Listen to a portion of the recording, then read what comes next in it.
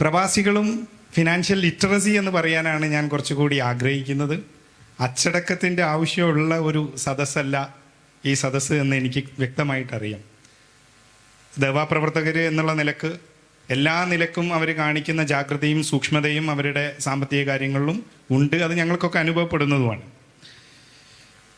നേരത്തെ ഇവിടെ പ്രസംഗത്തിൽ പറഞ്ഞതുപോലെ ഗൾഫ് പ്രവാസം ആരംഭിക്കുന്നത് 70കളുടെ തുടക്കത്തിലാണ്. 70കളുടെ തുടക്കത്തിൽ നിന്ന് ഏകദേശം മിനിറ്റുകൾക്കകലെയുള്ള എയർപോർട്ടിൽ ഇന്ന് നമ്മൾക്ക് നമ്മുടെ കയ്യിൽ നിന്ന് ഇവിടെ ഇരുന്ന് ടിക്കറ്റ് എടുക്കാനും അവിടെ പോയി മിനിറ്റുകൾക്കകം നമ്മൾ ബോർഡിംഗ് ആവാനും കഴിയുന്ന ഒരു കാലത്തേക്ക് ഗോർഫുഖാനിലേക്ക് എത്രയോ ദിവസങ്ങൾ ലോഞ്ചിലുമൊക്കെ പോയി തമാശക്ക് പറയുന്ന ഗഫൂർ ഖാ ദോസ്തിൻ്റെ അവിടെ നിന്ന് തുടങ്ങിയതാണ് നമ്മൾ ഈ ഒരു ഘട്ടത്തിലേക്ക് എത്തിയത്. പിന്നീട് അരനൂറ്റാണ്ട് കാലം ഈ കേരള എക്കോണമിയിൽ, ഈ സാമ്പത്തിക വിപ്ലവകരമായ വളർച്ചയിൽ ഗൾഫ് പ്രവാസം നൽകിയ കോൺട്രിബ്യൂഷൻ വളരെ വലുതാണ്.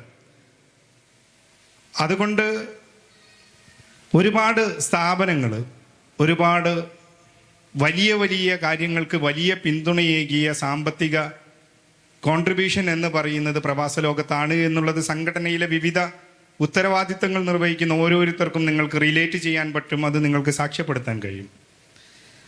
ജനറലായി ഒരു നിരീക്ഷണം നടത്തുകയാണെങ്കിൽ ലക്ഷക്കണക്കിന് പ്രവാസികളുണ്ട്. ആ പ്രവാസികളുടെ പിന്തുണ കൊണ്ട് ഉണ്ടായിട്ടുള്ള ഒരുപാട് നേട്ടങ്ങളും വലിയ സ്ഥാപനങ്ങളും സംഘടനാ സംവിധാനങ്ങളുടെ വളർച്ചയും ഉണ്ടാകുമ്പോൾ തന്നെ വ്യക്തിപരമായി നോക്കുകയാണെങ്കിൽ ആ തരത്തിലുള്ള ഒരു വളർച്ച, ഈ തരം കാര്യങ്ങൾക്ക് നേതൃത്വം നൽകിയ വ്യക്തികൾക്ക് സ്വന്തമായി ഉണ്ടായിട്ടുണ്ടോ എന്നുള്ളത് പലപ്പോഴും നമുക്ക് ചർച്ച ചെയ്യപ്പെടേണ്ട, ഇനി അങ്ങനെ ഉണ്ടായിട്ടില്ല എന്നുള്ളതാണ് ഞങ്ങളുടെ പക്ഷം. ഉണ്ടായിട്ടില്ലെങ്കിൽ അതെങ്ങനെ കൂടുതൽ മെച്ചപ്പെട്ടതായി ചെയ്യാൻ കഴിയുമെന്നുള്ളതാണ്. വ്യക്തികളെയാണ് അഭിസംബോധന ചെയ്യുന്നത്. ഒരുപാട് സ്ഥാപനങ്ങളുമൊക്കെ ഉള്ള ആളുകളുണ്ടാവും. ഇന്ന് ഞങ്ങൾ ഇവിടെ ഉദ്ദേശിക്കുന്നത് വ്യക്തി എന്നുള്ള ഏറ്റവും പ്രധാനമായ ഒരു കാര്യം, ഞാൻ NRI ആണ്, എനിക്ക് NRI സ്റ്റാറ്റസ് ആണ് എന്നുള്ളതാണ് ഏതൊരു പ്രവാസിയുടെയും ഒരു ഐഡൻറ്റിറ്റി. പലപ്പോഴും നമ്മളറിയും എന്താണ് നിങ്ങളുടെ ഇതിനുള്ള മാനദണ്ഡം എന്നുള്ളത്. കുറച്ച് മുമ്പൊക്കെ എൻ്റെ അക്കൗണ്ട് NRI അക്കൗണ്ടാണ് എന്നാണ് പറയുക.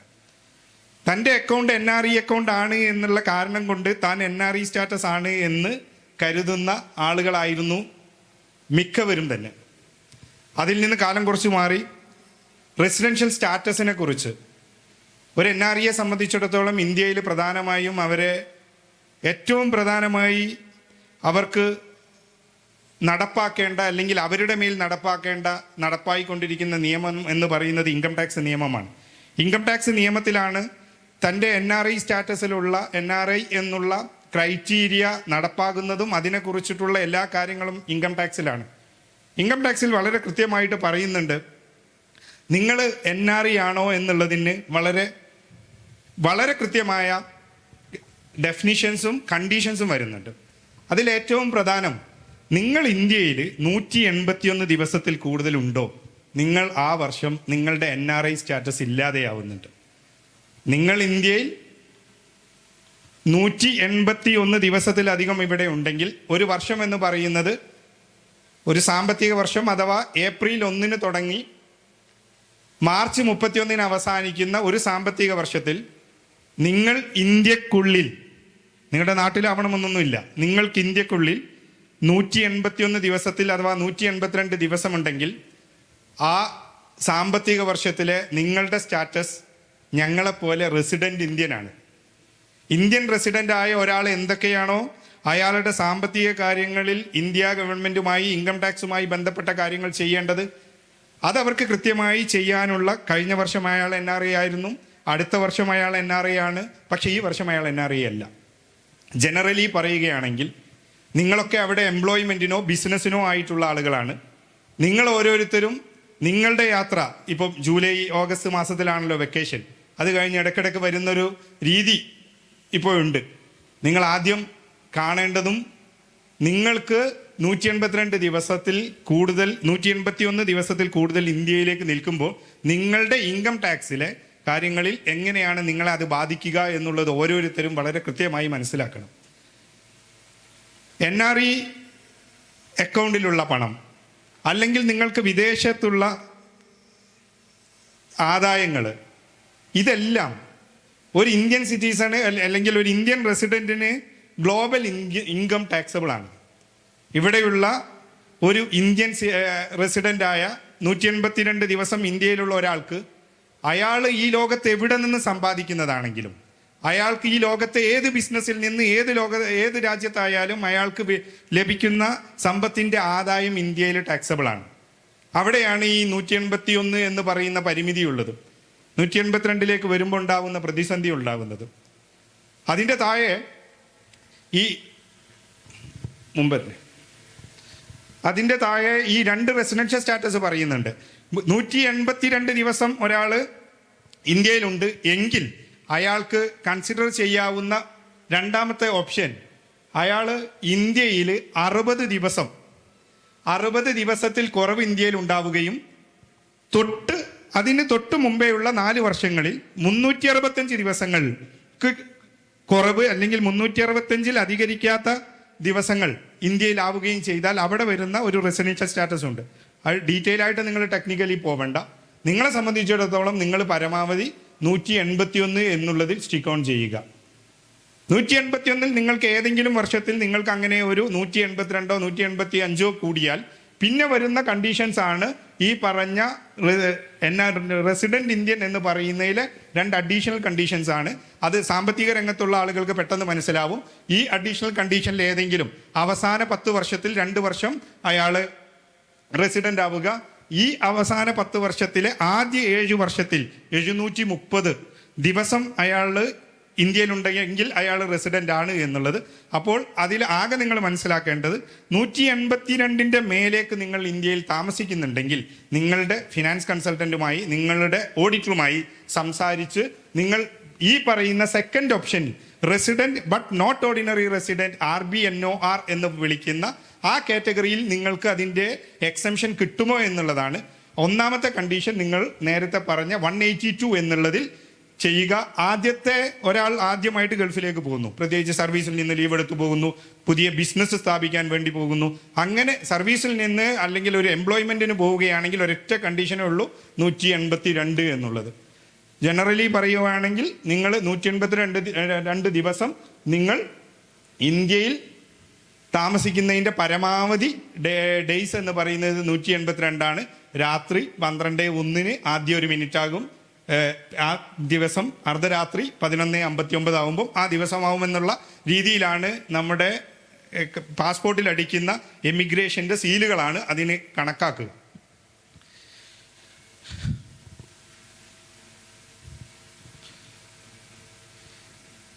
നമ്മൾ മനസ്സിലാക്കേണ്ട മറ്റൊരു കാര്യം, ഒരാൾക്ക് ഇന്ത്യയിൽ ഒരു ഗൾഫുകാരനാണ്, അയാൾക്ക് NRE സ്റ്റാറ്റസ് ഉണ്ട്, അയാൾക്ക് ഇന്ത്യയിൽ നിന്നുള്ള ആദായം, ഇന്ത്യയിൽ നിന്നുള്ള വരുമാനം 15 ലക്ഷം രൂപയോ അതിൽ കൂടുതലോ ഉണ്ടാവുക. ഗൾഫുകാരൻ്റെ ഇവിടെ നിന്ന വാടകയോ ഇവിടെ നിന്നുള്ള ഏതെങ്കിലും ബിസിനസ്സിലെ പ്രോഫിറ്റോ ആ തരത്തിലുള്ള ഏതെങ്കിലും ആദായം 15 ലക്ഷമോ അതിൽ കൂടുതലോ ഉണ്ടെങ്കിൽ നേരത്തെ പറഞ്ഞ 182 അല്ലാതെ വേറെ ഒന്നുമില്ല. വേറെ 1-2 സൈഡ് ഓപ്ഷൻസ് ഉണ്ട് എന്ന് പറഞ്ഞല്ലോ, അത് അപ്ലിക്കബിൾ അല്ല. കാരണം ഇവിടെ അയാൾക്ക് 15 ലക്ഷമോ അതിൽ കൂടുതലോ ഉണ്ട് എങ്കിൽ അയാൾ ഈ 182 എന്നുള്ള ബേസിക് കാറ്റഗറിയിലാണ് അയാൾ കെയർ ചെയ്യേണ്ടത്. അയാളുടെ ഇൻകം 15 ലക്ഷത്തിൽ ഏതായാലും ഒരു റെസിഡന്റിനെ പോലെ അയാൾ ഇവിടെ ടാക്സ് അടയ്ക്കണം. കൂടാതെ അയാൾ 182 മേലേക്ക് 182 ഇന്ത്യയിലേക്ക് ഉണ്ടായിപ്പോയാൽ അയാൾക്ക് ഗൾഫിലുള്ള എല്ലാ വരുമാനത്തിനും എല്ലാ ആദായത്തിനും അതത് വർഷങ്ങളിൽ അയാൾ ഇന്ത്യയിൽ ടാക്സ് അടയ്ക്കണം. ഈ ഇൻകം എവിടുന്ന് കിട്ടുന്നു എന്നുള്ളതാണ്. ഇൻകം റിസീവ്ഡ് ഇൻ ഇന്ത്യ, ഇന്ത്യയിലെ ബാങ്ക് അക്കൗണ്ടിലോ മറ്റു മുഖേനയോ നിങ്ങൾക്ക് ഇൻകം കിട്ടുക. അല്ലെങ്കിൽ നിങ്ങൾക്ക് ഗൾഫിലുള്ള ഒരു ബിസിനസ്, ഗൾഫിൽ പാർട്ട്ണർഷിപ്പാണ്, നിങ്ങൾ NRI ആണ്, നിങ്ങളുടെ പാർട്ട്ണർഷിപ്പിൻ്റെ നിങ്ങളുടെ പ്രോഫിറ്റ് അവിടെ കിട്ടാതെ ആ പ്രോഫിറ്റ് നിങ്ങളുടെ ഇവിടുത്തെ അക്കൗണ്ടിലേക്ക് നൽകുക. ഞാനും സമസാഹിബും അവിടെ കൺസൾട്ടൻസി, ഞാൻ അദ്ദേഹത്തിന് സർവീസ് കൊടുക്കുന്നു, അദ്ദേഹവും ഞാനും കൂടെ ഒരു ബിസിനസ് ചെയ്യുന്നു. അദ്ദേഹം എനിക്ക് ഉള്ള അദ്ദേഹത്തിന് എനിക്കുള്ള പ്രോഫിറ്റ് ഷെയർ ഞാൻ റെസിഡൻ്റ് ആയിട്ട് അല്ല, ഞാൻ നോൺ റെസിഡൻ്റ് ആണെങ്കിൽ, ഞാൻ അതേപോലെ ഗൾഫിലാണെങ്കിൽ അത് ഇവിടെയാണ് വാങ്ങുന്നത് എങ്കിൽ നിങ്ങൾക്ക് ഇവിടെ നിന്ന് കിട്ടുന്ന നേരത്തെ പറഞ്ഞ 15 ലക്ഷത്തോടൊപ്പം ആഡ് ചെയ്ത് അത് ഇവിടത്തെ കിട്ടിയ ഇൻകമായിട്ട് കാണണം.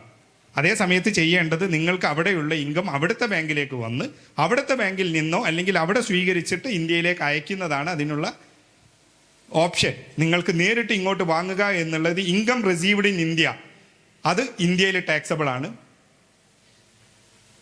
ഈ ടാക്സബിലിറ്റിയുടെ ഒരു കോളം ഇതിൽ ഇന്ത്യൻ ഇൻകം, ഇത് നിങ്ങൾ നോൺ റെസിഡൻറ്റ്, ഇത് നേരത്തെ പറഞ്ഞ എക്സംഷനിലേക്ക് അപ്ലൈ ചെയ്ത് നോൺ റെസിഡൻ്റ് ആയി നിലനിർത്തുന്ന resident but not ordinary resident, ഇത് ഞങ്ങൾ റെസിഡൻറ്റ് ഇന്ത്യൻ. ഇവിടെ ഇന്ത്യൻ ഇൻകം, ഇന്ത്യയിൽ നിന്ന് നിങ്ങൾക്ക് എന്ത് വരുമാനമുണ്ടെങ്കിലും, നിങ്ങൾക്ക് ഇന്ത്യയിൽ നിന്ന് എന്ത് വരുമാനമുണ്ടെങ്കിലും ഈ 3 കാറ്റഗറിക്കും ഇവിടെ ടാക്സബിൾ ആണ്. നിങ്ങൾ റെസിഡൻ്റ് ആയ ഒരാളെ പോലെ തന്നെ ഇന്ത്യയിൽ നിന്നുള്ള വാടക അല്ലെങ്കിൽ നേരത്തെ പറഞ്ഞ ഏത് തരത്തിലുള്ള ഇൻകം ആണെങ്കിലും നിങ്ങൾക്ക് ഇവിടെ ടാക്സബിൾ ആണ്. രണ്ടാമത്തത് foreign income, income from business or profession controlled setup from India. നിങ്ങളുടെ ഒരു ഗൾഫിലുള്ള ബിസിനസ്, ആ ബിസിനസ് നിങ്ങൾ കൺട്രോൾ ചെയ്യുന്നത്, അത് ബിസിനസ് ആയിക്കൊള്ളട്ടെ പ്രൊഫഷൻ ആയിക്കൊള്ളട്ടെ, അത് കൺട്രോൾ ചെയ്യുന്നത് ഇന്ത്യയിൽ നിന്നാണെങ്കിൽ ഇന്ത്യക്കാരനത് ഇന്ത്യയിൽ ഒബ്വിയസ്ലി അത് ടാക്സബിൾ ആണ്. Resident but not ordinary resident എന്ന എക്സംപ്റ്റഡ് കാറ്റഗറിക്കും ടാക്സബിൾ ആണ്. എന്നാൽ ഒരു നോൺ റെസിഡന്റിന് അത് ടാക്സബിൾ അല്ല. ഗൾഫിലുള്ള ഒരു ബിസിനസ്, അതർ ഫോറിൻ ഇൻകം, നിങ്ങൾ സാധാരണയായിട്ട് നിങ്ങൾക്ക് കിട്ടുന്ന അവിടുത്തെ എല്ലാ ഇൻകവും നിങ്ങൾക്ക് ടാക്സ് എക്സംപ്റ്റഡ് ആണ്, അഥവാ നോൺ ടാക്സബിൾ ആണ്.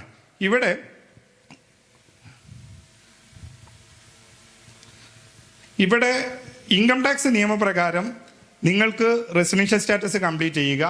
റെസിഡൻഷ്യൽ സ്റ്റാറ്റസിൻ്റെ അതനുസരിച്ച് നിങ്ങളുടെ ഗൾഫിലുള്ള ഇൻകം നിങ്ങൾ അവിടെ സ്വീകരിച്ച് നിങ്ങളുടെ NRE അക്കൗണ്ടിലേക്ക് പാർക്ക് ചെയ്യുക. നിങ്ങളുടെ ഈ ബിസിനസ്സിൽ 182 ഡേയ്സിൻ്റെ കണ്ടീഷൻ ഉണ്ടാവുക എങ്കിൽ നമ്മളൊക്കെ മനസ്സിലാക്കുന്നത് പോലെ NRE എന്നുള്ള നിലക്ക് നിങ്ങളുടെ NRE സൂക്ഷിക്കുന്ന ഇന്ത്യൻ രൂപയിലുള്ള നിങ്ങളുടെ പണമാണെങ്കിലും അവിടെ FCNR ഫോറിൻ കറൻസിയിൽ സൂക്ഷിക്കുന്ന അക്കൗണ്ടിലുള്ള പണമാണെങ്കിലും അത് ഇന്ത്യയിൽ യാതൊരുവിധ ടാക്സബിലിറ്റിയും ഇല്ല. ഒരു വ്യക്തി എന്നുള്ള നിലക്ക് ഏറ്റവും പ്രധാനമായി നിങ്ങൾ സൂക്ഷിക്കേണ്ട കാര്യം 181 ഡേയ്സ് എന്നുള്ളതാണ്. അത് നിങ്ങളുടെ സ്പൗസ് ആണെങ്കിൽ അല്ലെങ്കിൽ അവിടെ നിങ്ങൾക്ക് ഇൻകം കാണിക്കുന്ന അവരാണെങ്കിലൊക്കെ അതാണ് ചെയ്യേണ്ടത്. രണ്ടാമത്തെ ഒരു നിയമം ഫെമയാണ്. പണ്ട് ഫെറ ആയിരുന്ന ഫോറിൻ എക്സ്ചേഞ്ച് റെഗുലേഷൻ ആക്ട് ഉള്ളത് പിന്നീട് ഫെമയായി. ഈ ഫെമ എന്ന് പറയുന്ന നിയമത്തിൻ്റെ ഒരു ചെറിയ പ്രതിസന്ധി, ഫെമ ഗവേൺ ചെയ്യുന്നത് 2 അതോറിറ്റിയാണ്. അതിൻ്റെ സ്റ്റാറ്റ്യൂട്ടറി അതോറിറ്റി എന്ന് പറയുന്നത് റിസർവ് ബാങ്ക് ഓഫ് ഇന്ത്യയാണ്. അതിൻ്റെ ഇവിടുത്തെ മെയിൻ്റനൻസ് ആൻഡ് കംപ്ലയൻസ് അതോറിറ്റി എന്ന് പറയുന്നത് എൻഫോഴ്സ്മെൻറ്റ് ഡയറക്ടറേറ്റ് ആണ്. അൺഫോർച്ചുനേറ്റ്ലി എൻഫോഴ്സ്മെൻറ്റ് ഡയറക്ടറേറ്റിൻ്റെ ഒരു സമീപനവും ഒരു രീതികളും നമുക്ക് കുറച്ചുകൂടി ബുദ്ധിമുട്ടുണ്ടാക്കുന്ന രീതിയിലുള്ള കാര്യങ്ങളാണ് ഫോറിൻ എക്സ്ചേഞ്ച് മാനേജ്മെൻറ്റ് ആക്റ്റിൽ വരുന്നത്. ഒരു പ്രവാസി, ഒരു NRI, സാധാരണ നമ്മുടെ ഒരു ജനറലി ഈ ഇരിക്കുന്ന ആളുകളിൽ നോക്കിയാൽ ഫെമയുമായി ബന്ധപ്പെട്ട ഏതെങ്കിലും ഒരു കാര്യത്തിൽ അധികം ഇടപാടുകൾ നടന്നിട്ടുണ്ടാവില്ല. പക്ഷെ ഫെമ വളരെ ശ്രദ്ധിക്കേണ്ട ഒരു കാര്യം, നേരത്തെ പറഞ്ഞ ഇൻകം ടാക്സിൻ്റെ കാര്യം നിങ്ങൾക്കൊക്കെ ഒരു പരിധി വരെ അല്ലെങ്കിൽ എന്നെക്കാളും നന്നായിട്ട് അറിയുന്ന ആളുകളായിരിക്കും. പക്ഷെ ഫെമ നിങ്ങൾ പഠിക്കണം. ഫെമയുടെ ഒന്നാമത്തെ പ്രോബ്ലം, ഈ ഫെമ എന്ന് പറയുന്നത് നിങ്ങൾ വിദേശ ഇടപാടുകൾ നടത്തുന്ന, വിദേശിയായ ആൾ നടത്തുന്ന ഇടപാടുകളെ സംബന്ധിച്ചിട്ടുള്ള മാനേജ്മെൻറ്റ് ആക്റ്റാണ്. അതിലെ ഒന്ന് കണ്ടീഷൻ പറയുന്നത് നിങ്ങൾക്ക് 1 മില്യൺ USD വരെ, ഇന്നത്തെ കണക്ക് പ്രകാരം ഏകദേശം 8 കോടി രൂപ വരെ നിങ്ങൾക്ക് ഇവിടെ നിന്ന് ഗൾഫിലേക്ക് തിരിച്ചു കൊണ്ടുവരാൻ പറ്റുന്ന രീതിയിൽ കൊടുക്കാം. അതിന് യാതൊരുവിധ പ്രയർ അപ്രൂവലും വേണ്ട. ആ രീതിയിലുള്ളതാണ് ഒന്നാമത്തെ കാര്യം. ആ അക്കൗണ്ട്, ആ 1 മില്യൺ USD അല്ലെങ്കിൽ $, നിങ്ങളുടെ NRI അക്കൗണ്ടിൽ നിന്ന് കൊണ്ടുപോവാം. നിങ്ങളുടെ ഏതെങ്കിലും വസ്തു ഇവിടെ നിന്ന് വിറ്റിട്ട് നിങ്ങൾക്ക് ഈ പണം അങ്ങോട്ട് കൊണ്ടുപോകാം. അല്ലെങ്കിൽ ഏതെങ്കിലും വസ്തു നിങ്ങൾക്ക് അവകാശ മുതലായി കിട്ടിയത്, ഇൻഹെറിറ്റൻസ് ആയി കിട്ടിയത്, അനന്തരാവകാശ സ്വത്തിൻ്റെ ഭാഗമായിട്ട് അത് വിറ്റിട്ടും നിങ്ങൾക്ക് കൊണ്ടുപോകാം. ഈ പറയുന്ന എമൗണ്ടിൽ കൂടുതലാണെങ്കിൽ നിങ്ങൾക്ക് കൊണ്ടുപോകാനും ഇപ്പോൾ സൗകര്യമുണ്ട്. ആ സൗകര്യം RBIയുടെ പ്രയർ അപ്രൂവലോട് കൂടി ആയിരിക്കണം എന്നുള്ളതാണ് ഫെമയുടെ ഒരു നല്ല സൈഡാണ് ഈ പറഞ്ഞത്. അതുപോലെ നിങ്ങൾക്ക് പരസ്പരമുള്ള കടം വാങ്ങൽ കൊടുക്കൽ ഫെമ റൂൾസ് കൊണ്ടുവന്നിട്ടുണ്ട്. ആ റൂൾസ് പ്രകാരം liberalised remittance scheme LRS scheme പ്രകാരം ഒരു NRIക്ക് $250,000 അതായത് ഏകദേശം 2 കോടി രൂപ, ഇന്നത്തെ കണക്കിന് 2 കോടി രൂപ വരെ ഒരു റിലേറ്റീവിൽ നിന്നും കടം വാങ്ങാം. നിങ്ങളുടെ റിലേറ്റീവിൽ നിന്ന് നിങ്ങൾക്ക് 2 കോടി അഥവാ $250,000 അതിന് തത്തുല്യമായ തുകയോ നിങ്ങൾക്ക് വാങ്ങാം. ഈ NRIക്ക് ഫോറിൻ എക്സ്ചേഞ്ച് ലോൺ നിങ്ങൾക്ക് ഗൾഫിലുള്ള ഏത് ബാങ്കിൽ നിന്നും നിങ്ങൾക്ക് ലോൺ വാങ്ങാം. ഫെമ പെർമിറ്റ് ചെയ്യുന്നുണ്ട്. ഈ നിങ്ങളുടെ ഇന്ത്യൻ ആവശ്യങ്ങൾ മീറ്റ് ചെയ്യുന്നതിന്, നിങ്ങളുടെ ബിസിനസ് ആവശ്യത്തിന്, നിങ്ങളുടെ റെസിഡൻഷ്യൽ അക്കോമഡേഷൻ ഇന്ത്യയിൽ വാങ്ങുന്നതിന്, മോട്ടോർ വെഹിക്കിൾ വാങ്ങുന്നതിന്, or any purpose as may be prescribed ആ സമയത്ത് റൂളിൽ ഇതുപോലെ ആവശ്യങ്ങളൊക്കെ അനുവദിച്ചു വരും. ഈ തരത്തിലുള്ള കാര്യങ്ങൾക്കൊക്കെ നിങ്ങൾക്ക് ലോൺ വാങ്ങാം. നിങ്ങൾക്ക് ലോൺ കൊടുക്കാൻ നിങ്ങൾക്ക് നിങ്ങളുടെ ക്ലോസ് റിലേറ്റീവിന് അതുപോലെ തന്നെ $250,000 വരെ $250,000 അഥവാ 2 കോടി രൂപ വരെ ഒരു NRIക്ക് അവരുടെ ക്ലോസ് റിലേറ്റീവിന് നിയമപരമായി ഫെമ നിയമപ്രകാരം നിങ്ങൾക്ക് ലോൺ കൊടുക്കാം. ഇവിടെയാണ് പ്രശ്നം. ഇതുവരെ പറഞ്ഞതിൽ യാതൊരു പ്രശ്നവുമില്ല. ഫെമ ഒരു NRIക്ക് പ്രോബ്ലമായി വരുന്നത്, നിങ്ങൾക്ക് NRI can acquire immovable property അഥവാ നിങ്ങൾക്ക് വസ്തുക്കൾ വാങ്ങാം. അത് എന്ത് പാടില്ല? ഫാം ഹൗസ് പാടില്ല, പ്ലാന്റേഷൻ ഭൂമി പാടില്ല, അഗ്രികൾച്ചർ ലാൻഡ് പാടില്ല. അഗ്രികൾച്ചർ ലാൻഡ് പാടില്ല എന്നുള്ളതാണ് ഏറ്റവും വലിയൊരു പ്രതിസന്ധിയായിട്ട് വരിക. ഈ അഗ്രികൾച്ചർ ലാൻഡ് എന്ന് പറയുന്നത് ഇൻകം ടാക്സിൽ ഡിഫൈൻ ചെയ്തത് അഗ്രികൾച്ചറിന് വേണ്ടി ഉപയോഗിക്കുന്ന ലാൻഡാണ് അഗ്രികൾച്ചർ ലാൻഡ് എന്ന് മാത്രമാണ്. സോ ഒരു NRIക്ക് അഗ്രികൾച്ചർ ലാൻഡ് വാങ്ങുന്നത് സാധാരണയായി പരക്കെ സംഭവിച്ചുകൊണ്ടിരിക്കുന്ന കാര്യം. നമ്മൾ ഈ ഒരു കാര്യത്തിൽ വളരെയധികം ഒരു ആബ്സെന്റ് മൈൻഡഡ് ആയിട്ടാണ് നമ്മൾ നിരന്തരമായി അക്വയർ ചെയ്തുകൊണ്ടിരിക്കുന്നത്. അതുകൊണ്ട് NRIക്ക് അഗ്രികൾച്ചർ ലാൻഡ് വാങ്ങാൻ പാടില്ല. നിങ്ങൾക്ക് ഗിഫ്റ്റ് വാങ്ങാം, നിങ്ങൾക്ക് ഇൻഹെറിറ്റൻസ് വാങ്ങാം. നിങ്ങൾ വിൽക്കുന്നതാണെങ്കിൽ നിങ്ങൾക്ക് ഗിഫ്റ്റായിട്ട് ഇൻഹെറിറ്റൻസ് ആയിട്ട് ഒരു NRIക്ക് അദ്ദേഹത്തിൻ്റെ പിതാവിൽ നിന്നോ മാതാവിൽ നിന്നോ അനന്തരാവകാശമായി ഒരു അഗ്രികൾച്ചർ ലാൻഡ് വന്നു. ആ അഗ്രികൾച്ചർ ലാൻഡ് ഒരു NRIക്ക് ഒരു റെസിഡന്റ് ഇന്ത്യക്ക് മാത്രമേ വിൽക്കാൻ പാടുള്ളൂ. നിങ്ങൾക്ക് ഇൻഹെറിറ്റൻസ് ആയി വന്ന നിങ്ങളുടെ ഒരു കൃഷി ആവശ്യത്തിന് ഉപയോഗിക്കുന്ന ഭൂമി അല്ലെങ്കിൽ കൃഷിഭൂമി നിങ്ങൾക്ക് ഒരു NRIക്ക് വിൽക്കാൻ പാടില്ല.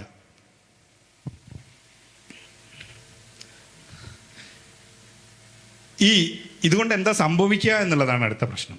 ഈ ഭൂമി ഫെമ നിയമപ്രകാരം ഗവൺമെൻറ് ഓഫ് ഇന്ത്യക്ക് പിടിച്ചെടുക്കാം, കോൺഫിസ്കേറ്റ് ചെയ്യാം. സാധാരണയായി ഇംപ്ലിമെൻ്റ് ചെയ്യാതെ വല്ലാതെ ഒന്നും ശ്രദ്ധിക്കാതെ ഇനി അത് വലിയ ഗൗരവത്തിൽ കാണണമെന്ന് പറയുന്നത് നമ്മുടെ എല്ലാ ഭൂമിയും ആദ്യം തണ്ടപ്പേര് അക്കൗണ്ട് രജിസ്റ്ററിലേക്ക് ചേർത്താൻ പറഞ്ഞു. ഇനിയെല്ലാം ഡിജിറ്റലൈസ് ചെയ്യുന്നു. സിറാജിൻ്റെ പേരിലുള്ള കേരളത്തിലുള്ള എല്ലാ ഭൂമികളും അടുത്ത ദിവസം തന്നെ സിറാജിൻ്റെ ഒറ്റ ലെഡ്ജറിൽ വരും, സമീറിൻ്റെ പേരിലുള്ളത് ഒറ്റ രജിസ്റ്ററിൽ വരും. ഇതുവരെ നമ്മുടെ പേരിലുണ്ടായിരുന്ന ഭൂമികളുടെ റെക്കോർഡ് ഒരു സിംഗിൾ ലെഡ്ജറിലേക്ക് ഉണ്ടായിരുന്നില്ല. ഈ വില്ലേജിലുണ്ടെങ്കിൽ അവിടുന്ന് ഒരു ടാക്സ്, മറ്റൊരു വില്ലേജിലുണ്ടെങ്കിൽ അവിടുന്ന് ഒരു ടാക്സ് ഒക്കെയാണ് നമ്മൾ അടച്ചു പോവാറും. പക്ഷെ ഇന്ന് നമ്മുടെ ഈ IT സർവീസൊക്കെ വന്നപ്പം ഈ ആദ്യം ഡിജിറ്റലൈസേഷൻ തുടങ്ങി, ഇപ്പോൾ ഡിജിറ്റൽ സർവേ ആരംഭിച്ചുകൊണ്ടിരിക്കുന്നു.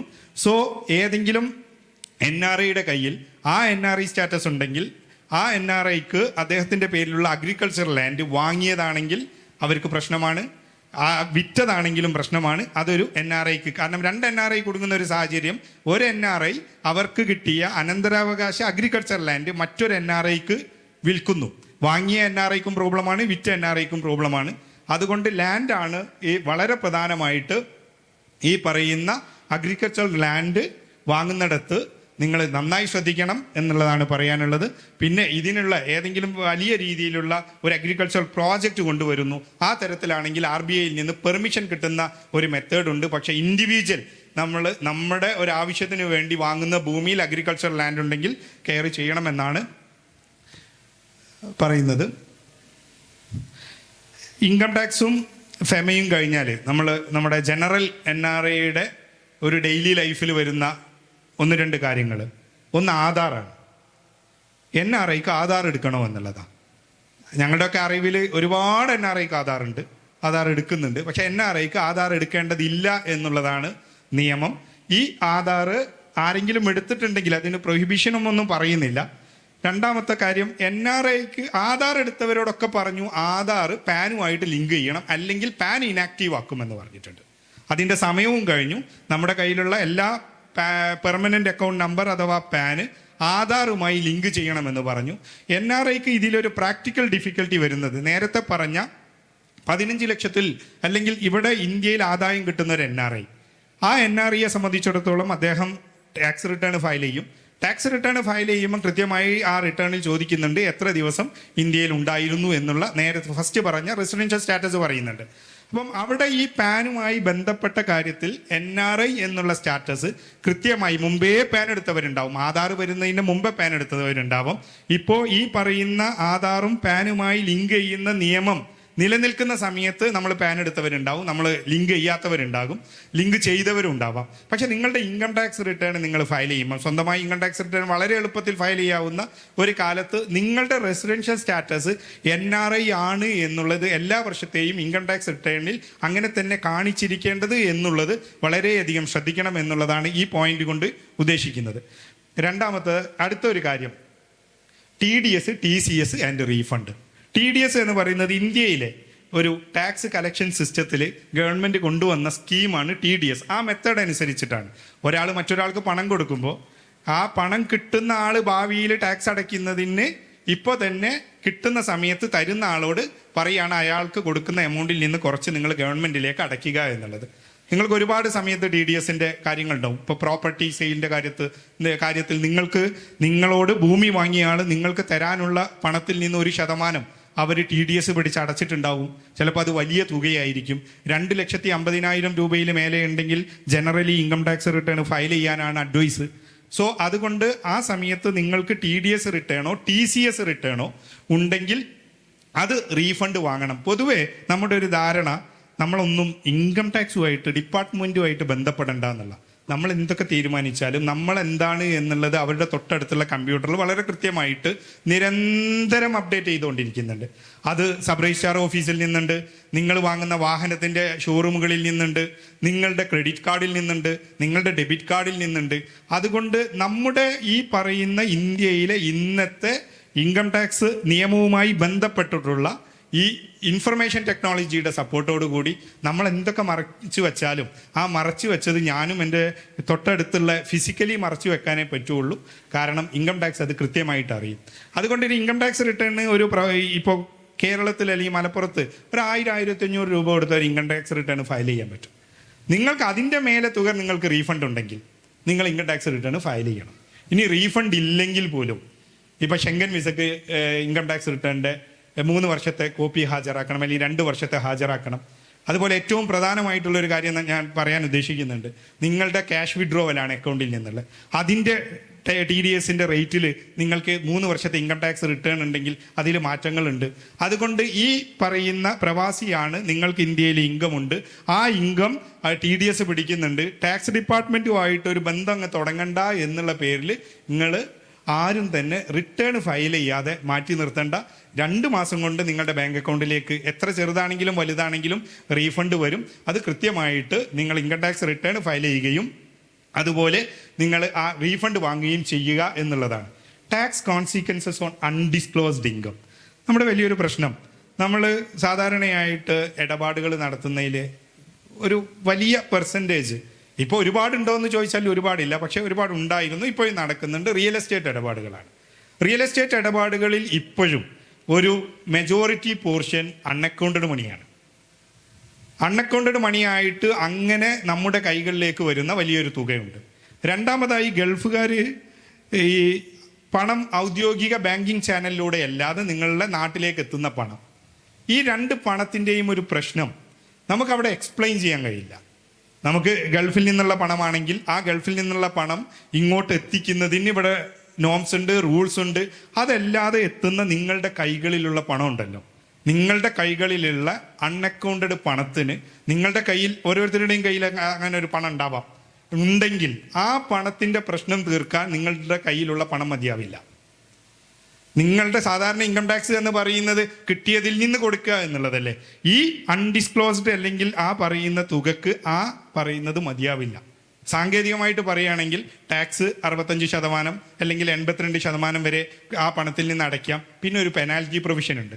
മുമ്പേ ആ പെനാൽറ്റിയുടെ ആക്ടിൽ ആ റൂളിൽ പറഞ്ഞിരിക്കുന്നത് as discretion of assessing officer എന്നാണ് പറയുന്നത്. ആ ഡിസ്ക്രിഷൻ എന്നുള്ള വേടം എടുത്ത് മാറ്റി. അതിൻ്റെ തൊട്ട് മുമ്പ് പറയുന്നത് 100% എന്നാണ്. എൻ്റെ കയ്യിൽ 1 കോടി രൂപയുണ്ട്. ആ 1 കോടി രൂപ ഏതെങ്കിലും റെഫറൻസിൽ അവരുടെ ഇൻഫർമേഷൻ പ്രകാരം അവർ കോൺഫിസ്കേറ്റ് ചെയ്തു അല്ലെങ്കിൽ കണ്ടെടുത്തു. ആ 1 കോടി രൂപക്ക് 65 ലക്ഷം രൂപ ടാക്സും അടയ്ക്കുക, വേറെ 1 കോടി രൂപ പെനാൽറ്റിയും അടയ്ക്കുക. 1 കോടി രൂപ വെച്ചതിന് ഏറ്റവും മിനിമം 1,65 ലക്ഷം രൂപ ഇൻകം ടാക്സിൽ കൊടുക്കേണ്ടി വരും. ഞങ്ങൾ ഈ അടുത്ത കാലത്ത് കാണുന്ന ഒരു പ്രവണത, നമ്മൾ മാറ്റിവെക്കുക, എഴുതി വെച്ചത് നമ്മുടെ എഗ്രിമെൻറ്റിൻ്റെ ഒറിജിനൽ മാറ്റുക, അത് കീറിക്കളയുക, അല്ലെങ്കിൽ അങ്ങനെയുള്ള കുറേ കാര്യങ്ങളാണ്.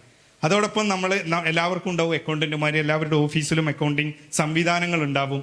ആ പറയുന്ന അല്ലെങ്കിൽ ഇത്തരം ആളുകളുടെ കാര്യങ്ങളൊക്കെ ചെയ്യാൻ ഒരാളുണ്ടാവും. അയാളുടെ കയ്യിൽ ചെറിയൊരു പെൻഡ്രൈവും ഉണ്ടാവും.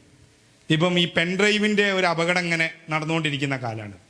എന്നിട്ട് മുതലാളി അല്ലെങ്കിൽ എൻ്റെ ബോസിന് ആ കണക്കെപ്പോഴെങ്കിലും ചോദിക്കുകയാണെങ്കിൽ അത് കാണിച്ചു കൊടുക്കണ്ടേ അല്ലെങ്കിൽ പറയണ്ടേ എന്ന എൻ്റെ ഇൻറ്റഗ്രിറ്റിയുടെ ഭാഗമായി ഞാൻ എല്ലാം സൂക്ഷിക്കും. ഞാൻ സൂക്ഷിച്ചതൊന്നും പറയില്ല. ഒരു ബാഡ് ഡേ വന്നു, ഇൻകം ടാക്സിൻ്റെയോ അല്ലെങ്കിൽ ഏതെങ്കിലും ഒരു ഡിപ്പാർട്ട്മെൻറ്റിൻ്റെ സെർച്ച് വന്നു. ആ സെർച്ച് വന്നിട്ട് ഇപ്പം നിരന്തരമായി കണ്ടുകൊണ്ടിരിക്കുന്ന കാര്യം, ഒരാളെ ഏകദേശം ഒരു 10 മണിക്കൂറൊക്കെ ഗ്രില്ല് ചെയ്ത് ചോദ്യം ചെയ്താൽ അയാൾ സ്വമേധയാ പറയുന്ന പോലെ എല്ലാം പറഞ്ഞും കൊടുക്കുന്നുണ്ട്, എല്ലാം എടുത്തും കൊടുക്കുന്നുണ്ട്. എന്തെങ്കിലും നിങ്ങളിൽ അത്തരത്തിലുള്ള രേഖകളുണ്ടെങ്കിൽ നിങ്ങൾ ഞങ്ങളെപ്പോലെ ആളുകളെ വിശ്വസിച്ചിട്ടൊരു കാര്യമില്ല, അക്കൗണ്ടന്റുമാരെ വിശ്വസിച്ചിട്ടൊരു കാര്യമില്ല, ഞങ്ങൾ എടുത്തു കൊടുക്കും. കാരണം ആ രീതിയിലാണ് ഇന്ന് ആ പറയുന്ന കാര്യങ്ങൾ ചെയ്യുന്നത്.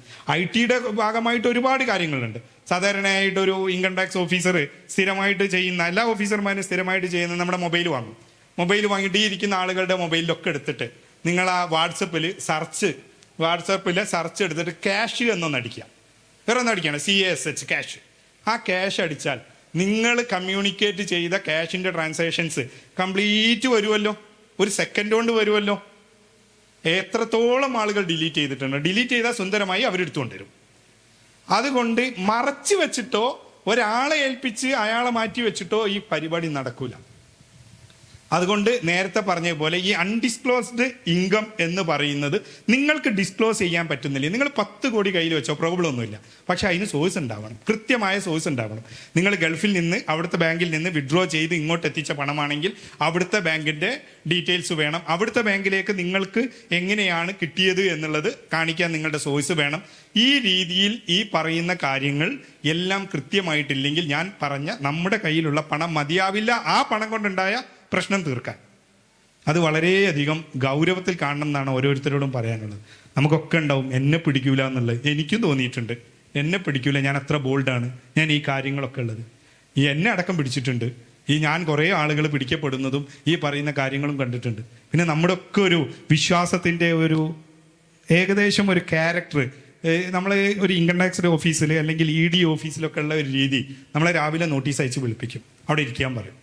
ഉച്ചയ്ക്ക് പറയും, ഉച്ചയ്ക്ക് ശേഷം വിളിക്കാറ്. ഉച്ചയ്ക്ക് ശേഷം അവർ വന്നിട്ട് വൈകുന്നേരം രാവിലെ 9 മണിക്ക് ചെന്ന നമ്മളെ ഒരു വരാന്തയിൽ ഒരു 5 മണി വരെ ഇരുത്തിച്ചൊരു 4 ദിവസം ആയാൽ നമ്മൾ മനസ്സിൽ പറയും പൈസയല്ലേ ഉണ്ടാക്കാൻ പറ്റും, എന്താണോ കൊടുക്കേണ്ടി കൊടുത്തിട്ട് പോരാറ്. കാരണം പണത്തോട് നമുക്ക് ആ ഒരു നിലപാടൊക്കെ ഉള്ളൂ. അതുകൊണ്ട് നമ്മൾ യഥാർത്ഥത്തിൽ കണക്കോ കാര്യങ്ങളോ വെച്ച് ചെയ്തു പോകുമായിരുന്ന, നന്നായി കൊണ്ടുപോകാമായിരുന്ന ഒരു സംവിധാനത്തെ ഇത്തരത്തിലുള്ള അലംഭാവം കൊണ്ടോ ആബ്സെന്റ് മൈൻഡ് കൊണ്ടോ ഉണ്ടാവുന്ന പ്രതിസന്ധികൾ വളരെ വലുതാണ്. നിങ്ങൾ എവിടെയാണെന്നും നിങ്ങൾ ഏത് തരത്തിലുള്ള പ്രൊഫൈലാണ് എന്ന് കണ്ടുപിടിക്കാനും അതിനെക്കുറിച്ച് പഠിക്കാനും സർവേ എന്ന് പറയുന്ന വലിയൊരു പ്രോസസ്സ് ഇൻകം ടാക്സ് ഡിപ്പാർട്ട്മെന്റിൽ, അത് വില്ലേജ് ആയിട്ട് അല്ലെങ്കിൽ പഞ്ചായത്ത് തലത്തിൽ അല്ലെങ്കിൽ ഒരു ജില്ലയുടെ റവന്യൂ ഡിസ്ട്രിക്റ്റിലൊക്കെ ആ ലിസ്റ്റുകൾ ഉണ്ടാവും. അതുകൊണ്ട് മാറി നിന്നാൽ നമ്മളെ കാണാതെ പോവില്ല. അതുകൊണ്ട് കൃത്യമാക്കലാണ് അതിൽ ഏറ്റവും നല്ല മാർഗം എന്നുള്ളതാണ് ഞങ്ങളുടെ അഭിപ്രായം. ട്രാൻസാക്ഷൻസ് ഇൻ ക്യാഷ് അടുത്തൊരു പ്രശ്നത. നമ്മൾ ക്യാഷ് ട്രാൻസാക്ഷൻസ് വളരെ ഇഷ്ടപ്പെടുന്ന ആളുകളാണ്. ഇപ്പം നമ്മൾ UPI ഒക്കെ കുറേ ഉപയോഗിക്കുന്നുണ്ടെങ്കിലും ക്യാഷ് ട്രാൻസാക്ഷന് 2000, 10,000, 20,000, 2 ലക്ഷം ഇങ്ങനെ 4 കാറ്റഗറി ഉണ്ട്. 2 ലക്ഷത്തിൻ്റെ മേലെ നിങ്ങൾക്ക് ഒരു വസ്തുവും ഇന്ത്യയിൽ ക്യാഷ് കൊണ്ട് വാങ്ങാൻ പാടില്ല. നിങ്ങൾ ജ്വല്ലറി പോകുമ്പോൾ പലപ്പോഴും അവർ പറയും നിങ്ങൾ ചെക്ക് തന്നേക്ക് അല്ലെങ്കിൽ ട്രാൻസ്ഫർ ചെയ്തേക്കുന്നുള്ള പരമാവധി തുക എന്ന് പറയുന്നത് 2 ലക്ഷം രൂപയാണ്. അതുകൊണ്ട് നിങ്ങൾ പറയുകയാണ് ഞാനിതാ എൻ്റെ പ്രോപ്പർട്ടി വിറ്റ 10 ലക്ഷമാണ് ഇത് എന്നുള്ളത്. അവിടെ മറ്റേ കണ്ടീഷൻ വരികയാണ് 2 ലക്ഷത്തിൽ കൂടുതൽ നിങ്ങൾ എങ്ങനെയാണ് വാങ്ങുക? എൻ്റെ ഇത് ആധാരമുണ്ട്, ഇന്ന ആളാണ് പൈസ തന്നത്, ഇന്ന ആൾ ആ പൈസ ആ ബാങ്കിൽ നിന്ന് എടുത്ത് തന്നതാണ്, ബാങ്ക് സ്റ്റേറ്റ്മെൻറ്റ് ഇതാ. പക്ഷേ കണ്ടീഷൻ നമ്മുടെ ഡിമോണിറ്റൈസേഷൻ്റെ കൂടെ വന്ന കണ്ടീഷൻ 2 ലക്ഷത്തിൻ്റെ മേലെ ഇടപാടുകൾ നടത്താൻ പാടില്ല. രണ്ടാമത് നമ്മളൊക്കെ ഒരുപാട് ചാരിറ്റബിൾ റിലീജിയസ് ആക്ടിവിറ്റി ചെയ്യുന്നവരാണ്. 2000-ന്റെ മേലെയുള്ള ഒരു തുക 2000-ഉം 20,000 രൂപ എന്ന് പറയുന്നത്, ഈ 2000 രൂപയുടെ മേലെ ATG ഉള്ള ഒരു എക്സംഷന് വേണ്ടി ക്ലെയിം ചെയ്യാൻ കഴിയില്ല. അതുകൊണ്ട് ക്യാഷ് ട്രാൻസാക്ഷൻസ് നിങ്ങൾ പരമാവധി കുറയ്ക്കുക. ആർക്കെങ്കിലും ഏതെങ്കിലും ഇടപാടുകൾ നടത്തുന്നുണ്ടെങ്കിൽ ഈ തരത്തിലുള്ള എമൗണ്ടിൻ്റെ താഴെ നിന്നിട്ട് നടത്തുക. അല്ലെങ്കിൽ നേരത്തെ പറഞ്ഞ പോലെ നമ്മുടെ കയ്യിലുള്ള ക്യാഷ് നമുക്ക് ബുദ്ധിമുട്ടാവുന്ന സിറ്റുവേഷനാണ്. മിസ കമ്പനീസ് ഇപ്പോൾ പ്രവാസികളുടെ ഒരുപാട് വ്യവസായികളും സാമ്പത്തികമായി നല്ല രീതിയിലുള്ള ബിസിനസ് ചെയ്യുന്നവരുണ്ട്. നമ്മളിപ്പോൾ ഈ പറഞ്ഞതൊക്കെ വ്യക്തികളുമായി ബന്ധപ്പെട്ടതാണ്. നിങ്ങളുടെ ഇവിടുത്തെ ഒരു കമ്പനി, ആ കമ്പനിയുടെ ഒരു ബ്രാഞ്ച് നിങ്ങൾക്ക് ദുബൈയിലുണ്ട്, അല്ലെങ്കിൽ സൗദിയുടെ നിയമപ്രകാരം മിസ രജിസ്ട്രേഷൻ പ്രകാരം നിങ്ങൾക്ക് സൗദിയിൽ ഒരു കമ്പനി തുടങ്ങുന്നു. ആ കമ്പനി ഇന്ത്യൻ കമ്പനിയുടെ അതേ രജിസ്ട്രേഷൻ ഡോക്യുമെന്റ്സ് ഉപയോഗിച്ച് തുടങ്ങിയതാണ്. ഈ പറയുന്ന കാര്യങ്ങളിലൊന്നും ഈ വെല്ലുവിളികളില്ല. നിങ്ങളുടെ കമ്പനി, നിങ്ങൾ അവിടെ തുടങ്ങിയ മറ്റൊരു കമ്പനി, അതിൻ്റെ മാനേജ്മെൻറ്റ് അവിടെയാണ് എന്ന് കരുതി യാതൊരുവിധ ഇൻകം ടാക്സോ യാതൊരുവിധ പ്രോബ്ലംസോ ആ പറയുന്ന കാര്യത്തിൽ ഒന്നും തന്നെ ഇല്ല എന്നുള്ളതാണ്. NRE അക്കൗണ്ട്, NRO അക്കൗണ്ട് നിങ്ങൾക്ക് എന്നെക്കാളും കൂടുതൽ അറിയായിരിക്കും. NRE അക്കൗണ്ടിൽ നിങ്ങൾക്ക് നിങ്ങളുടെ റെമിറ്റൻസ് വരുന്നു ഔട്ട്സൈഡ് ഇന്ത്യയിൽ നിന്ന്. അതുപോലെ നിങ്ങളുടെ യാതൊരുവിധ പ്രോബ്ലം ഇല്ലാതെ നിങ്ങൾക്ക് മെയിൻറ്റെയിൻ ചെയ്യാവുന്ന ടാക്സ് ഫ്രീ ആണ്. അതിൽ നേരത്തെ പറഞ്ഞതുപോലെ TDS deducted on cash withdrawal exceeding ₹20 lakhs or 1 crore as the case may be. 20 ലക്ഷത്തിൻ്റെ മേലെ, ഞാൻ നേരത്തെ പറഞ്ഞു ഇൻകം ടാക്സ് റിട്ടേൺ ഒന്നും ഫയൽ ചെയ്യാത്ത ഒരാൾ 20 ലക്ഷത്തിൻ്റെ മേലെ നിങ്ങളുടെ NRE അക്കൗണ്ടിൽ നിന്ന് ക്യാഷ് വിഡ്രോ ചെയ്താൽ അവിടെ വിഡ്രോവൽ ടാക്സ് അഥവാ TDS എടുക്കും. അവിടെയാണ് അത് 3 വർഷം ഇൻകം ടാക്സ് റിട്ടേൺ ചെയ്ത ഒരാളാണെങ്കിൽ അയാൾക്ക് ആ ഒരു കട്ടുണ്ടാവില്ല, 1 കോടി രൂപ വരെ വിഡ്രോ ചെയ്യാൻ. പിന്നെ NRO അക്കൗണ്ട് എന്ന് പറയേണ്ടത് നിങ്ങൾക്ക് പരിചയപ്പെടുത്തേണ്ടതില്ല. NRO അക്കൗണ്ട് നിങ്ങളുടെ ഇവിടുത്തെ റെമിറ്റൻസ് ചെയ്യാനുള്ളതാണ്. അവിടെയും നിങ്ങൾക്ക് 20 lakhs 1 crore എന്നുള്ളതാണ്. ഇതിൽ സാധാരണ വരുന്ന ഒരു പ്രാക്ടിക്കൽ ഡിഫിക്കൽട്ടി, ബാങ്ക് ഈ അടുത്ത കാലത്തായി തുടരുന്നത് നിങ്ങളുടെ KYC ഇടയ്ക്കിടയ്ക്ക് അപ്ഡേറ്റ് ചെയ്യാൻ ചോദിക്കുന്നുണ്ട്. ഈ KYC അപ്ഡേറ്റ് ചെയ്യണമെങ്കിൽ ബാങ്കിന് സാങ്കേതികമായി നിങ്ങളുടെ വാലിഡ് റെസിഡൻസ് വിസ വേണം. സോ നിങ്ങളുടെ വാലിഡ് റെസിഡൻസ് വിസ ഇല്ലാത്തൊരു സമയത്ത് നിങ്ങളുടെ NRE അക്കൗണ്ടിൻ്റെ KYC അപ്ഡേറ്റ് ചെയ്യേണ്ട ഒരു സാഹചര്യം വന്നാൽ ഉണ്ടാവുന്ന ബുദ്ധിമുട്ടുകൾ നിങ്ങൾ ശ്രദ്ധിക്കണം. ആ സമയത്ത് നിങ്ങളുടെ ആ അക്കൗണ്ട് നിങ്ങൾക്ക് ഓപ്പറേറ്റ് ചെയ്യാൻ സാധിക്കാതെ വരികയും ആ KYCക്ക് വിസ സബ്മിറ്റ് ചെയ്യേണ്ടിയും വരും. നമ്മൾ ഏറ്റവും കൂടുതൽ വർക്ക് ചെയ്യുന്ന, നേരത്തെയൊക്കെ പ്രസംഗത്തിലൊക്കെ പറഞ്ഞ ഒരുപാട് സംവിധാനങ്ങളുണ്ട്. Charitable and religious donations and tax. ഇതിലെ പലരും അവർ നാട്ടിൽ ഏതെങ്കിലും ഒരു സംവിധാനത്തിൻ്റെ ഭാഗമായിരിക്കും. ആ ഭാഗമായിട്ട് നിങ്ങളവിടെ ഡൊണേഷൻസ്, നിങ്ങളവിടെ കളക്ഷൻസ് ഉണ്ടാവും, റെഗുലറായിട്ട് മന്ത്ലി തരുന്നതുണ്ടാവും. അത്തരത്തിലുള്ള ഇന്ത്യൻ സ്ഥാപനങ്ങൾക്ക് നിങ്ങൾ ഫോറിൻ ബാങ്കിൽ നിന്നോ മണി എക്സ്ചേഞ്ചിൽ നിന്നോ പണം ട്രാൻസ്ഫർ ചെയ്യരുത്. നിങ്ങൾക്ക് NRE അക്കൗണ്ടിൽ നിന്ന് വാങ്ങാം, NRO അക്കൗണ്ടിൽ നിന്ന് വാങ്ങാം. അവിടുത്തെ നിങ്ങളുടെ ഫോറിൻ നാട്ടിലുള്ള നിങ്ങളുടെ അക്കൗണ്ടിൽ നിന്ന് പണം ട്രാൻസ്ഫർ ചെയ്യരുത്. രണ്ടാമത്തെ മണി എക്സ്ചേഞ്ചിൽ നിന്ന് ചെയ്യരുത്. അനോണിമസ് ഡൊണേഷൻസ്, നമ്മൾക്ക് ചിലർ പറയും നമ്മൾ ഏതെങ്കിലും പ്രോഗ്രാം വെക്കും, ആ പ്രോഗ്രാമൊക്കെ വെച്ചിട്ട് അനോണിമസ് ഡൊണേഷൻസ് ഇപ്പോഴത്തെ കാൽക്കുലേഷൻ പ്രകാരം അവരുടെ റെസ്ട്രിക്റ്റീവ് പ്രിൻസിപ്പിൾ പ്രകാരം 5% അനോണിമസ് ഡൊണേഷൻസ് ഉണ്ടാവരുതെന്നാണ്. ആരാണ് ഡൊണേഷൻ തന്നത്, അയാളുടെ ഡീറ്റെയിൽ എന്താണ് എന്നില്ലാത്ത ഡൊണേഷൻ ടോട്ടൽ ഡൊണേഷൻ്റെ 5% മേലെ പറ്റില്ല എന്നുള്ളതാണ്. അടുത്തൊരു കാര്യം നമ്മൾ ജനറലി പറയും, നമ്മൾ ഒരുപാട് ഡൊണേഷൻസ് കൊടുക്കുന്ന ആളുകളാണ്, നമുക്ക് ATG ഡിഡക്ഷൻസ് നമ്മൾ അവൈൽ ചെയ്യാറില്ല. ഞാൻ നേരത്തെ പറഞ്ഞ ഇൻകം ടാക്സ് റിട്ടേൺ TDS ഉള്ള ആളുകളാണെങ്കിൽ അവർ ATG ഡിഡക്ഷൻസ് എടുക്കണം. ഈ പറയുന്ന രീതിയിൽ ചാരിറ്റി നല്ല നിലക്ക് കൊണ്ടുപോകാനുള്ള ഒരു സംവിധാനമായിട്ട് എല്ലാ ട്രസ്റ്റുകളും, ഇപ്പം നമ്മുടെ സംഘടനാ സംവിധാനത്തിൻ്റെ കീഴിലുള്ള എല്ലാ ട്രസ്റ്റുകളും ATGയും 12A ഒക്കെ എടുത്ത് നല്ല രീതിയിലാണ് പോകുന്നത്. അതിനെ വളരെ സുതാര്യമായിട്ട് ചെയ്യാവുന്ന ഒരു സംവിധാനം ഇന്ത്യയിൽ ഏകദേശം എല്ലാ ഓർഗനൈസേഷൻസും നടപ്പാക്കിയിട്ടുണ്ട്. ആ സംവിധാനത്തെ ഉപയോഗപ്പെടുത്തി ATGയുടെ എക്സംഷൻ നമ്മൾ അവെയിൽ ചെയ്യണം. നമ്മൾ നേരത്തെ പറഞ്ഞ പോലെ അവസാനത്തെ ഒരു നോട്ട് നിങ്ങളോട് പറയാനുള്ളത്, നമ്മൾ വ്യക്തിപരമായി എത്രത്തോളം ഈ പ്രവാസ ജീവിതം കൊണ്ട് നമ്മൾ നേടിയിട്ടുണ്ട് എന്നുള്ളതാണ്.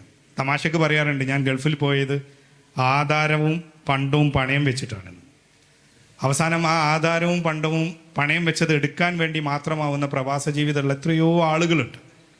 അവരുടെ ഇടയിൽ വളരെ കൃത്യമായി ഇന്ന് ഇന്ത്യൻ എക്കണോമിക് സിസ്റ്റം നമ്മുടെ നാട്ടിൻ്റെ ഒരു പ്രത്യേകത യൂറോപ്യൻ പ്രവാസത്തെ പോലെയല്ല. നമ്മൾ പണത്തിന് വേണ്ടിയും ഇവിടെ നാട്ടിലെ സൗകര്യങ്ങൾ കൂട്ടുന്നതിന് വേണ്ടിയിട്ടുള്ള പ്രവാസമാണ് 99% ഉള്ളത്. ഈ അടുത്ത കാലത്താണ് ഒരു മൈഗ്രേഷൻ്റെ സിംറ്റം കാണുന്നത്. അതുകൊണ്ട് ഇവിടെയുള്ള സംവിധാനങ്ങളെ ചേർത്ത് നിർത്തി പലപ്പോഴും സംഘടന അതിലേക്ക് കൈവെക്കാതെ സാമ്പത്തിക കാര്യമായതുകൊണ്ടും സാമ്പത്തിക കാര്യങ്ങളിൽ എപ്പോഴും ബിസിനസ്സിലുള്ള പ്രോഫിറ്റിൻ്റെ കൂടെയുള്ള ലോസ് എന്നുള്ള അതിനെ ഭയപ്പെട്ടുകൊണ്ടോ സംഘടന പലപ്പോഴും ഇതിലേക്ക് കാര്യമായ ഒരു പിന്തുണ നൽകുന്നില്ല എന്നുള്ള. സംഘടനയ്ക്ക് കീഴിൽ ഒരുപാട് റിസോഴ്സുകൾ ഉണ്ടാകും. ഏറ്റവും വലിയ റിസോഴ്സ് നമ്മുടെ മാൻ പവറാണ്. എത്രയോ ലക്ഷക്കണക്കിന് ആളുകൾ സംഘടനയ്ക്ക് കീഴിൽ ഗൾഫ് നാടുകളിൽ ഉണ്ടാകും. എത്രയോ വലിയ എക്സ്റ്റെൻഡ് ലാൻഡ് ഉപയോഗപ്പെടുത്താതെ നമ്മുടെ സംഘടനക്കോ അല്ലെങ്കിൽ നമ്മുടെ സംവിധാനങ്ങളുടെയോ കീഴിൽ ഉണ്ടാവാം. അതിനെ എങ്ങനെ പോസിറ്റീവായി ക്രിയാത്മകമായി ഉപയോഗിക്കാവുന്നത് എന്നുള്ളത് നമ്മൾ ഇനിയും മടിച്ചു നിന്നാൽ, നമ്മൾ നേരത്തെ പറഞ്ഞ ഒരു കെയർഫുൾ മാനേജ്മെൻറ്റ് എന്നുള്ള രീതിയിലാണെങ്കിൽ നേരത്തെ പറഞ്ഞ പ്രയാസത്തെ മറികടക്കാൻ കഴിയില്ല. കാരണം ബിസിനസ് എന്ന് പറയുന്നത് നമ്മൾ ചെറിയ രീതിയിൽ ചെയ്യാവുന്ന ബിസിനസ്സിൻ്റെ സാധ്യതകളൊക്കെ കുറഞ്ഞു വരികയാണ്. വലിയ രീതികളിലാണ്, എല്ലാം മെഗാ പ്രൊജക്റ്റുകളാണ്, വലിയ ടേൺ ഓവറുകളാണ്. ഒരു പ്രോഡക്റ്റിൻ്റെ ഒരു സിംഗിൾ പ്രോഫിറ്റ് കൊണ്ടോ ഏതാനും ചെറിയ ഒരു ടേൺ ഓവർ കൊണ്ടോ ഒരു ബിസിനസ് സ്ഥാപനത്തിന് ഇന്ന് അതിജീവിക്കാൻ കഴിയില്ല. അതൊരു വിദ്യാഭ്യാസ സ്ഥാപനമായിക്കൊള്ളട്ടെ, ഒരു റീറ്റെയിൽ സ്ഥാപനമായിക്കൊള്ളട്ടെ, ഒരു വലിയ കോർപ്പറേറ്റ് കമ്പനിയുടെ നിലയിലേക്ക് വരുന്ന ഭീമന്മാരായ ആളുകളാണ് നമ്മുടെ മാർക്കറ്റ് ഷെയറുകളൊക്കെ കൊണ്ടുപോകുന്നത്. നമ്മളുടെ സംഘടനാ സംവിധാനത്തിൻ്റെയോ അല്ലെങ്കിൽ നമ്മുടെ പരിചയത്തിൻ്റെയോ നമുക്ക് ഇന്ന് ചെയ്യാൻ കഴിയുന്ന ഏറ്റവും വലിയൊരു കാര്യം കൂടിയാണിത്. നമുക്ക് ആ ധൈര്യം നമ്മൾ കോൺട്രിബ്യൂട്ട് ചെയ്ത് ഏറ്റവും സുതാര്യമായ ലീഗൽ സംവിധാനം ഉണ്ടാക്കി കൃത്യമായ മാനേജ്മെൻറ്റ് എഫിഷ്യൻ്റായ, കാരണം അത്രയും നല്ല കുട്ടികളാണ് നമ്മൾ ഈ വിദ്യാഭ്യാസ റെവല്യൂഷനിലൂടെ വളർന്നു വന്നിരിക്കുന്നത്. അവർക്ക് ബിസിനസ് ചെയ്യാവുന്ന, അവർക്ക് കോൺട്രിബ്യൂട്ട് ചെയ്യാവുന്ന ഒരു വലിയ സംവിധാനങ്ങളും ഇല്ലാത്തതിൻ്റെ പേരിലാണ് വലിയ രീതിയിലുള്ള മൈഗ്രേഷൻ നടക്കുന്നത്. അങ്ങനെ ഒരു സംവിധാനം ഈ പറയുന്ന കാര്യത്തിൽ ഉണ്ടാവുക എന്നുള്ളത് തന്നെയാണ് പരിഹാരം. പ്രവാസിയുടെ ഒരു പൊതു ധാരണ അല്ലെങ്കിൽ ബോധ്യം എന്ന് പറയുന്നത് ഒരുപാട് നഷ്ടപ്പെട്ട ഇൻവെസ്റ്റ്മെൻറ്റുകളുടെ ഇരകളോ ആളുകളോ ആണ് പ്രവാസികൾ. അത് ഒരു പക്ഷേ നമ്മുടെ ഏതെങ്കിലും ഒരു റിലേഷൻഷിപ്പിൻ്റെ പേരിൽ ഇന്ന ആൾ സെമീർ ഇന്നത് പറഞ്ഞ ഒരാളെ പറഞ്ഞയച്ചുകൊണ്ട് എങ്ങനെ മടക്കും, അതുകൊണ്ട് ഞാനൊരു ഷെയർ എടുത്തു എന്നുള്ളതാണ്. കൃത്യമായ പഠനവും ഇത്തരത്തിലുള്ള സംഘടനാ സംവിധാനത്തിൻ്റെ ഒരു കൺട്രോളും അത്തരത്തിലുള്ള ഒരു മേഖല ഇനിയെങ്കിലും തുറന്നില്ലെങ്കിൽ അവിടുത്തെ വാതിലുകൾ ഓരോന്നോരായി മാറുകയാണ്. ആദ്യം സ്കിൽഡ് ലേബർ പോയി, ഇനി ഒരു പക്ഷേ പ്രൊഫഷണൽസിന് മാത്രമേ ഗൾഫ് രാജ്യങ്ങളിൽ ഓപ്പർച്യൂണിറ്റി ഉണ്ടാവൂ എന്നുള്ള നിലകളിലേക്ക് മാറുകയാണ്. നമ്മുടെ ഒരു വലിയ സമൂഹം എക്സ് പ്രവാസികളായിട്ട് നാട്ടിലുണ്ട്. ഇവരുടെ ഏറ്റവും നല്ല ഒരു ബിസിനസ് എഡ്യൂക്കേറ്റ് പഠിച്ച എക്സ്പീരിയൻസ്ഡ് ആയ 10, 20, 30 വർഷം എക്സ്പീരിയൻസ് ആയ നല്ല ഫ്രൂട്ട്ഫുൾ മാൻ പവർ നമ്മുടെ കയ്യിൽ പ്രവാസ ജീവിതം അവസാനിച്ച് വന്ന ആളുകളുടെ കയ്യിലുണ്ട്. ഇതിനെ എങ്ങനെ സക്രിയമായിട്ട് ഉപയോഗിക്കാം എന്നുള്ളതായിരിക്കും ഇതിനുള്ള ഒരു പരിഹാരം. കരുതൽ എന്ന് പറയുന്നത് നമ്മുടെ ജീവിതം തന്നെ കരുതൽ കാത്തുവെക്കലാണല്ലോ. നമ്മൾ ഒരു ദിവസം 5 നേരം കരുതലിന് വേണ്ടിയിട്ടാണല്ലോ നമ്മൾ നമസ്കരിക്കുന്നത്. ഈ കാര്യത്തിലുള്ള കരുതലിൻ്റെ കാര്യത്തിൽ നമ്മളുടെ ഒരു കലക്റ്റീവായിട്ടുള്ള ഒരു എഫേർട്ട് ഇല്ലാതെ പോകുന്നത് അവരെ നന്നായി നമ്മുടെ സംഘടനാ സംവിധാനമോ അല്ലെങ്കിൽ സ്ഥാപനങ്ങൾക്കോ ഒക്കെ വേണ്ടി ഒരുമിച്ച് നിർത്തുമ്പോഴും അവരുടെ കാര്യത്തിലേക്ക് തിരിച്ചാ രീതിയിലുള്ള ഒരു നോട്ടം വേണമെന്ന് അവസാനമായി പറഞ്ഞ് ബാക്കി വെച്ചുകൊണ്ട് ഇങ്ങനെ ഒരു അവസരം തന്നതിന് KNM നേതൃത്വത്തോട് നന്ദി പറയുന്നു. അസ്സലാമു അലൈക്കും.